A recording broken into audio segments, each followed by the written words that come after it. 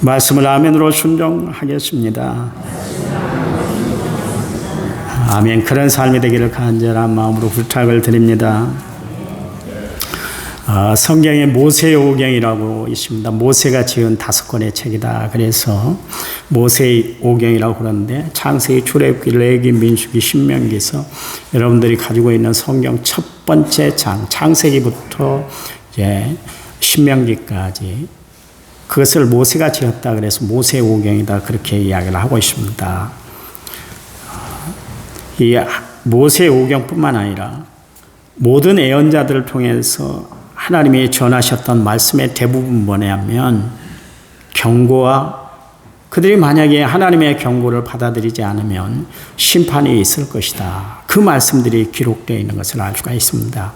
그러니까 하나님은 어떻게 해서든지 그의 백성들이 잘못된 정신을 가지고 산다든가 잘못된 행동을 어떻게 해서든 좀 고쳐놓기 위해서 하나님은 선지자를 통해서 그렇게 경고의 메시지를 전하게 했습니다. 그런데도 이스라엘 백성들이 하나님의 말씀을 도대체 듣지 않는 거예요. 그래서 하나님은 그들에게 막대기와 채찍을 들어서 그들을 징계를 했습니다. 여러분, 부모가 자식이 말을 안 들으면 어떻게 합니까? 매를 들잖아요. 왜 매를 듭니까? 잘못된 길로 가지 않게 하기 위해서. 그래서 부모는 자식에게 매를 드는 거 아니겠습니까? 그것을 우리는 부모가 자식을 때리는 그 매를 사랑의 매다. 그렇게 이야기를 합니다. 하나님이 이스라엘 백성들이 하나님 말씀대로 살지를 않으니까 자꾸 곁길을 가니까 하나님이 매를 드셨는데 그 매에 하나님의 은혜와 용서와 긍휼과 그리고 하나님의 사랑이 거기 담겨 있던 것을 알 수가 있습니다. 성경은 예수 그리스도에 대해서 증거를 하고 있습니다. 구약 성경은 오실 예수님에 대해서, 신약 성경은 오신 예수님에 대해서, 요한계시록은 다시 오실 예수님에 대해서 성경이 이야기를 하고 있는 것을 알 수가 있습니다. 그래서 성경은 예수님에게 초점을 맞추고 있다. 그런 이야기입니다. 그래서 우리는 성경을 볼 때, 성경을 묵상할 때, 성경 말씀을 들을 때 예수 이야기를 들어야 돼요.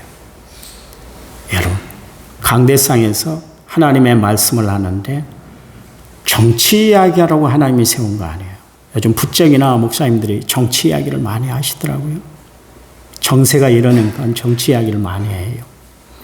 드라마 이야기하라고 이 귀한 시간 하나님이 주신 거 아니에요. 세상 인문학 강좌하라고 하나님이 이 시간 세운 것이 아니라 예수님의 말씀, 십자가의 복음을 전하라고 하나님이 세운 줄을 믿으시기 바랍니다. 여러분은 하나님의 말씀을 듣기를 사모하시고 또 십자가의 구속의 은혜를 날마다 체험하고 말씀 속에서 자유함을 누리고 살아가는 은혜로운 성도들이 되시기를 간절한 마음으로 부탁을 드립니다. 그래서 우리는 하나님의 말씀을 들을 때요, 역사하시는 그리고 세상을 운행하시는 이 예수님을 만나야 되는 거예요. 바울이 다마스커스 도상에서 부활하신 예수님을 만났잖아요. 그 빛 가운데 임재하셨던 예수님에게 바울이 묻습니다. 도대체 누구세요? 도대체 주여 누구십니까? 그렇게 이야기하니까 주님이 말씀합니다. 내가 핍박하는 예수다. 그렇게 이야기를 했습니다.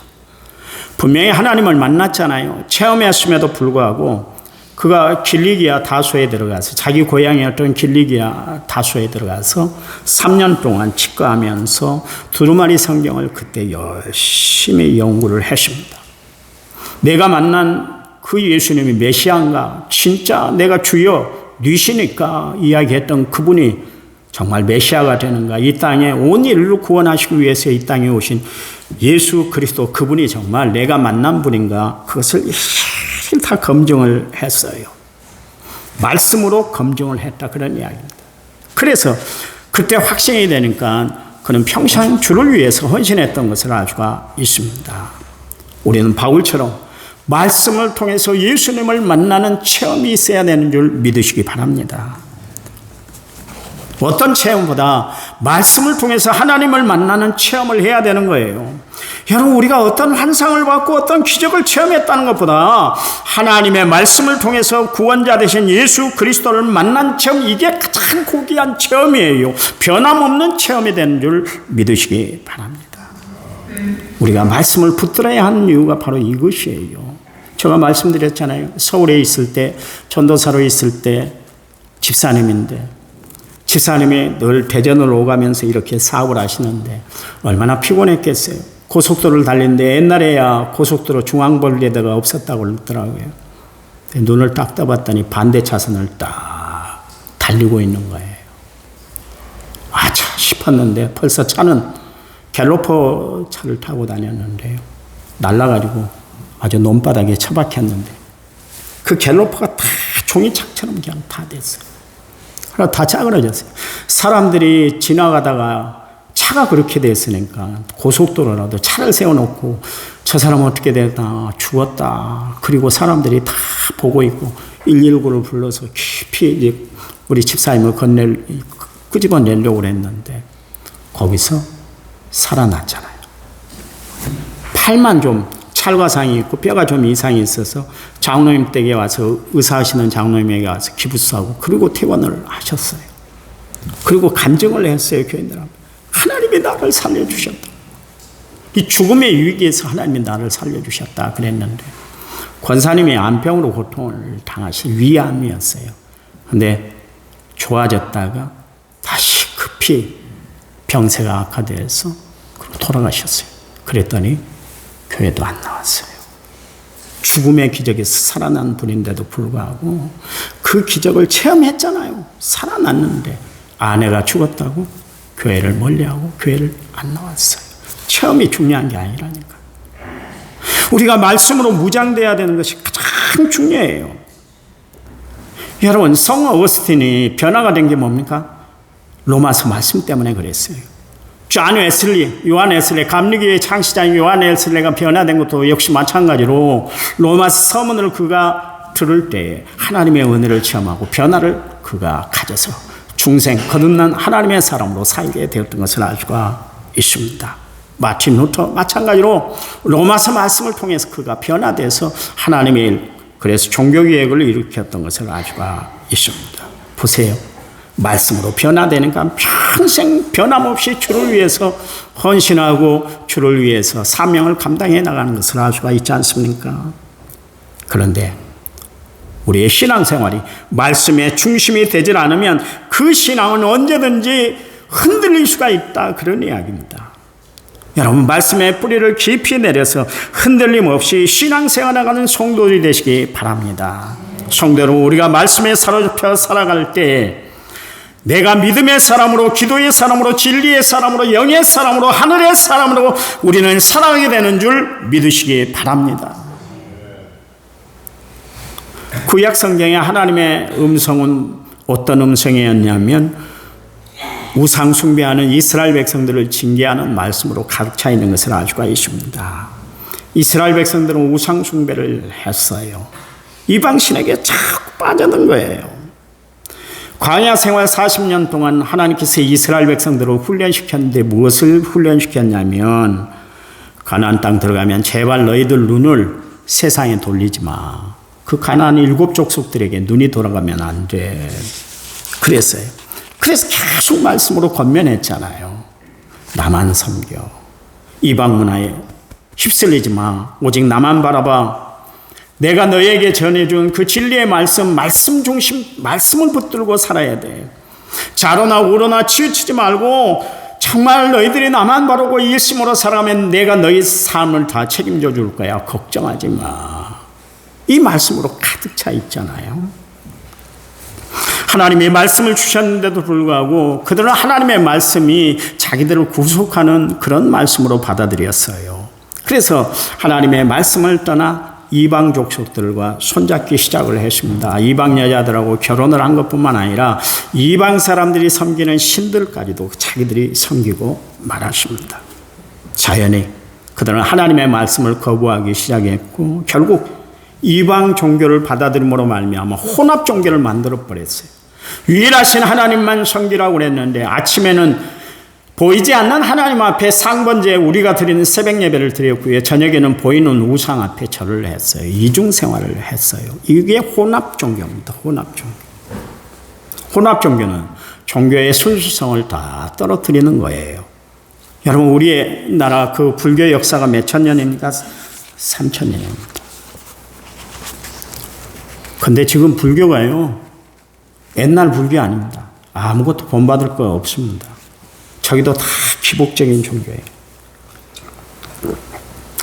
죄송합니다. 앞에 두고 내가 이야기를 해서 선한사 스님이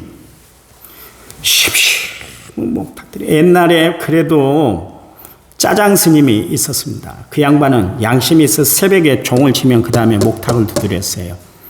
청소도 다 했어요. 밖에까지 나와서 청소를 다 하더라고요.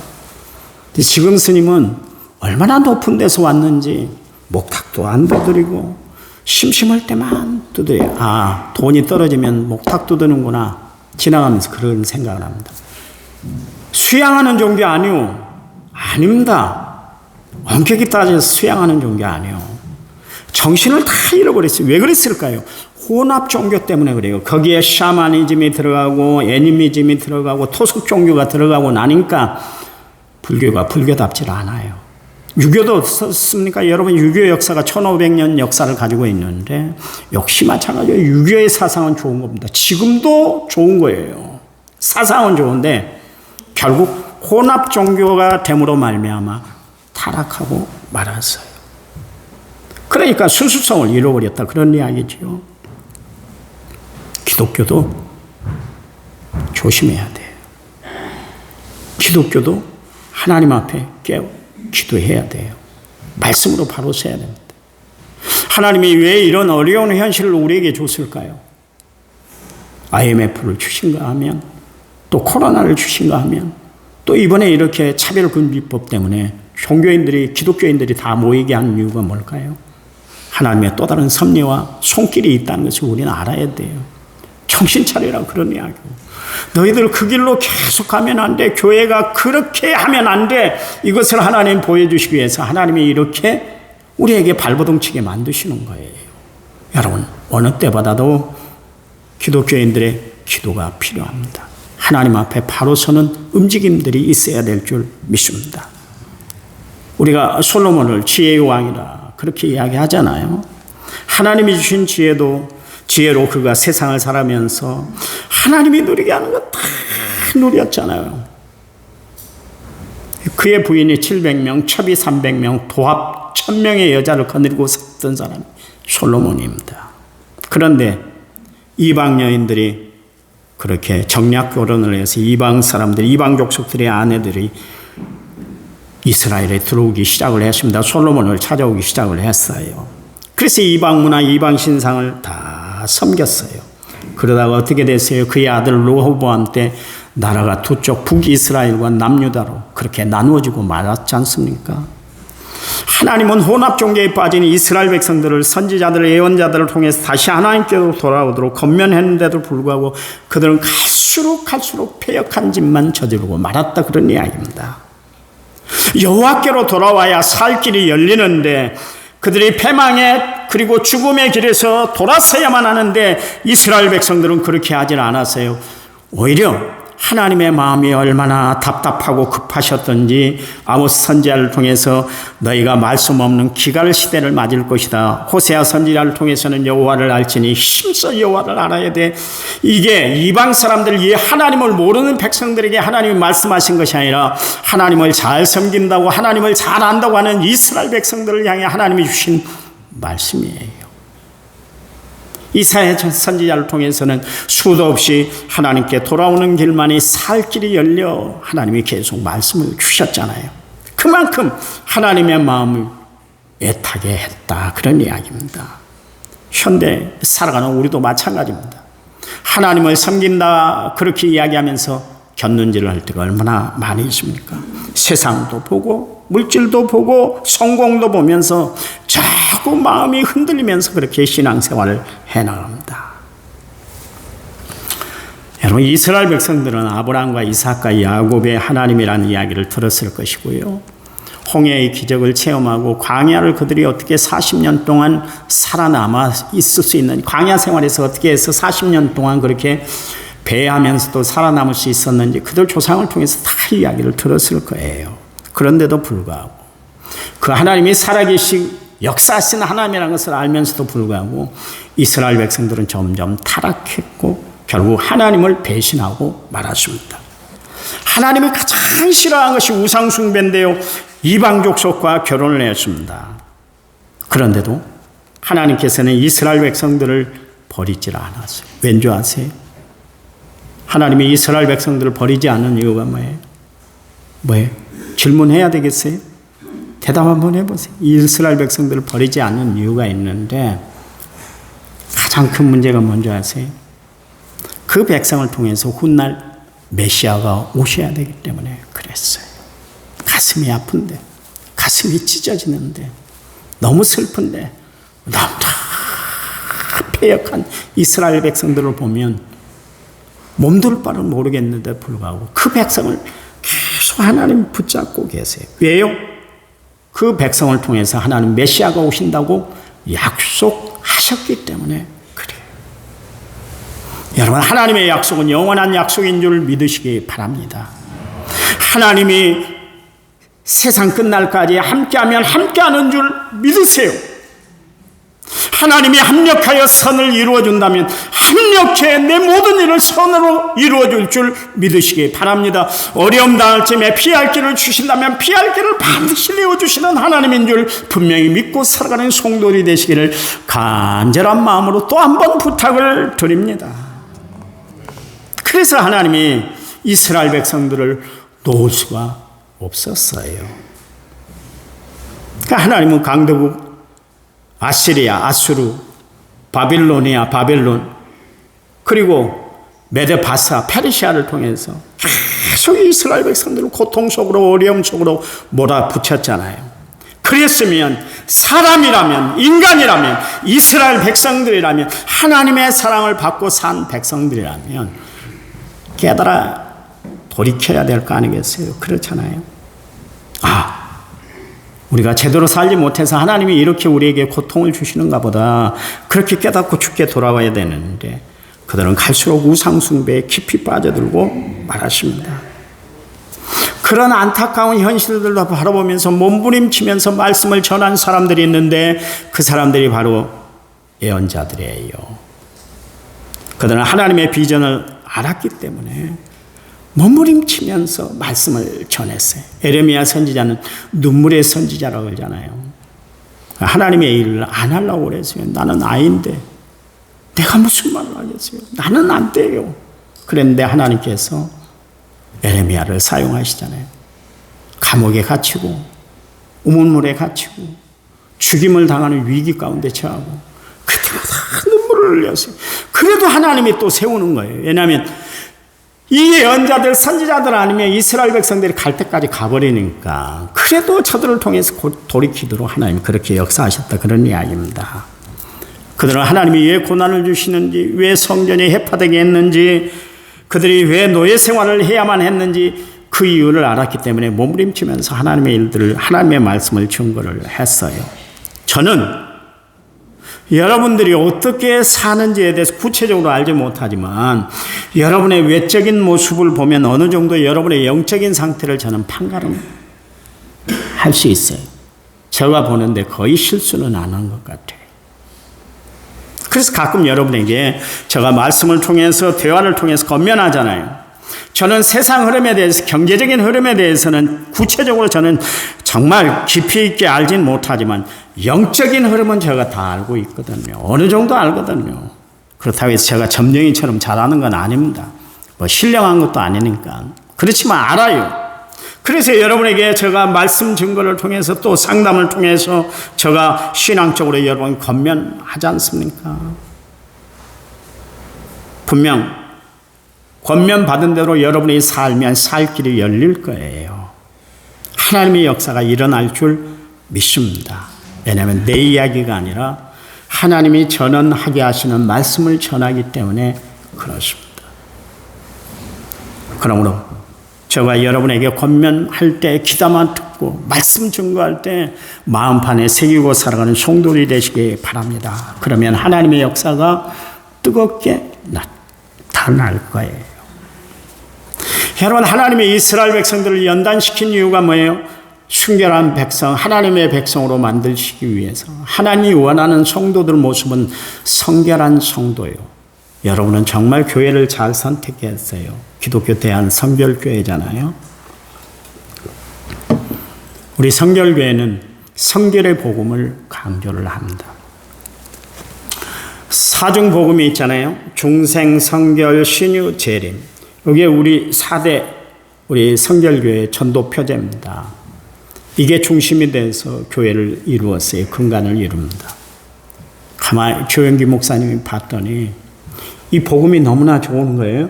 중생, 성결, 신유, 재림. 이 4가지 내용들이 다 성경 이야기니까 거기다가 하나 추가해야 되겠다. 성결교회에서 내가 교회를 하나 만들 때 이걸 하나 더 추가해야 되겠다. 그래서 거기다가 축복을 넣습니다. 성결복음이 그렇게 중요해요. 옛날 저희 학교 다닐 때는 순복음 신학교는 있어도 신학대학이 없었습니다. 지금 한 세대라고 대학교가 새로 만들어졌습니다. 뭐 없어서 저 신학대학에 참 서울신학대학에 많이 왔어요. 심지어 감리교에 있는 목사님들도 많이 왔습니다. 광림교회 김정식 목사 지금 목회하고 있잖아요. 감리교에서 제일 큰 교회 목사님도 감리교는 너무 리버래 자유하니까 그 학교를 안 보내고 감리교 교단인데도 감리교 신학교 보내지 않냐고 서울신대에 보냈어요. 왜냐하면 우리는 신앙적으로는 또 신학적으로는 웨슬레안이기 때문에 그러죠. 우리 교단이 그래요. 우리 교단의 트레이드 마크가 뭐예요? 성결이잖아요. 그러면 성도들도 성결한 삶을 살아야 될 거 아니겠어요? 조영기 목사님이 5가지 교리를 이야기한 것은 뭐예요? 그게 순복음이다. 그것이 참 복음이다. 그래서 순복음 그래서 5가지 교리를 이야기를 합니다. 여러분, 하나님이 찾는 사람 성결한 사람이에요. 순결한 하나님의 백성을 찾으세요. 잠언 17장 3절 말씀에 도가니는 하늘을 풀무는 금을 연단하거니와 여호와께서는 마음을 연단하신다 그러십니다. 순금 순원을 얻기 위해서 도가니로 풀무로 연단한 같이 하나님은 순결한 주의 백성들을 만들기 위해서 그들을 연단시키신다 그러십니다. 여러분, 이스라엘 백성들 가운데 메시아가 태어나기 위해서 그렇습니다. 이것이 구약의 하나님의 말씀의 중심이에요. 이 구약 메시지를 신약 성경에서 그대로 선포하는 사람이 있는데 바로 세례 요한입니다. 그 사람은 예수님 오시기 전에 예언자 사명을 감당했던 사람이었는데요. 세례 요한이 세상에 와서 그가 했던 메시지가 뭡니까? 회개하라! 그리고 천국이 가까웠다 그랬잖아요. 또 높은 산들은 낮아지고 낮은 고자기를 돋아 평탄케 하는 작업, 주의 길을 예비했던 사람이 바로 세례 요한이었습니다. 하나님의 세례 요한을 통해서 부도덕한 그 모든 삶, 종교적인 타락을 그대로 두지 아니하시고 세례 요한을 통해서 말하게 하셨어요. 세례 요한이 그렇게 말씀하니까 도덕적 부패와 또 정신적으로 잘못된 것을 그렇게 외치기 시작을 했습니다. 왜냐하면 메시아가 오시기 때문에, 예수님이 오시기 때문에 성결 작업을 해야 되기 때문에 그랬습니다. 오늘 우리가 히브리서 1장 3절 말씀을 읽었는데 예수님은 하나님의 영광의 광채다 그랬습니다. 예수님은 세상의 빛이다 그랬잖아요. 예수님이 이 땅에 오셔서 말씀하셨는데 우리에게 나는 세상의 빛이야 그랬습니다. 예수님이 세상에 빛을 비치니까 어둠이 다 물러가게 됐습니다. 어둠의 세력들이 쫓겨났습니다. 그래서 광야는 빛 대신 예수님을 만남으로 말미암아 그를 괴롭힌 어둠의 영이 물러가고 광야한 빛 대신 예수님을 모시고 살아가게 되었던 것을 알 수가 있습니다. 구도의 질문을 지우지 못해서 한밤중에 예수님을 찾아왔던 니고데모, 그가 예수님께 중생 거듭남의 진리를 깨닫는 순간 자신은 어둠을 떨쳐버리고 이제는 빛된 새로운 인생을 시작하게 되었던 것을 알 수가 있습니다. 자기만 위해서 욕심껏 살았던 세리장 삭개오, 여러분, 빛 대신 예수님을 만남으로 말미암아 그가 하나님의 영광을 드러내는 온전한 주의 사람으로 살았던 것을 알 수가 있습니다. 그래요. 하나님의 영광의 광채이신 예수님을 만나면 우리를 어둡게 만드는 악한 영들이 물러가게 되는 줄 믿으시기 바랍니다. 나를 괴롭히던 어둠의 일들을 나를 힘들게 만들고 나를 정말 복잡하게만 만들던 인생의 쓴뿌리가 다 뽑아지는 줄 믿으시기 바랍니다. 이 시간 여러분을 괴롭히는 어둠의 영이 다 물러가기를 예수님의 이름으로 부탁을 드립니다. 괴롭힌 일들이 처리되시기 바랍니다. 나로 낭만케 하고 낙심케 하고 실패케 하는, 실족케 하는 모든 일들이 예수의 이름으로 물러가는 역사가 있으시기 바랍니다. 여러분, 예수 믿는 사람은 광명 가운데 거하는 거예요. 여러분, 교회 올 때만큼이라도 밝은 얼굴하고 오세요. 얼굴 찡그리지 마세요. 빛 대신 예수님을 만나러 왔는데 어둠으로 오시면 안 돼요. 몰라요. 비록 마음이 불편하고 힘들고 어렵다 할지라도 예배를 통해서 빛 대신 예수님을 만났으면 여러분 모습이 변해야 될 거 아니겠어요? 그렇죠. 제가 그래도 헛살지는 않은 것 같아요. 운동장에 나가면 다들 목사님이죠. 그래요. 내가 언제 목사님이라고 얘기한 적도 없고 처음부터 그래요. 그 클럽 회장님이 목사님이라고 안 할게요. 다들 부담스러워하고 그러니까 그냥 선생님이라고 그러든지 그냥 이름만 부르겠습니다. 그랬는데 어느 틈에 다 알아가지고 목사님이시죠. 그래. 밥 먹으러 가도 목사님이세요? 그러면 얼마나 기분이 좋은지 몰라. 사장님이라 그러면 내 얼굴이 잘못됐나, 잘못된 걸 보이나. 그래. 여러분, 예수 믿는 사람들은 예수의 모습이 내 얼굴을 통해서 나타나야 될 줄 믿습니다. 여러분, 그래요. 이 시간 여러분에게 어둠의 그림자가 여러분에게 두려운 일이 없기를 간절한 마음으로 부탁을 드립니다. 이 말씀하고 마칩니다. 예수의 이름으로 명하노니 악한 영은 이 시간 나에게서 물러갈지어다, 물러갈지어다. 하나님의 은혜가 함께할 줄 믿습니다. 하나님 감사합니다. 우리를 사랑하신 하나님, 큰은혜 놀라운 사랑을 베풀어 주시니 감사합니다. 주님, 한 주간 살아갈 때 하나님의 말씀이 힘이 되게 하여 주시옵소서. 하나님의 말씀이 능력이 되게 도와 주시옵소서.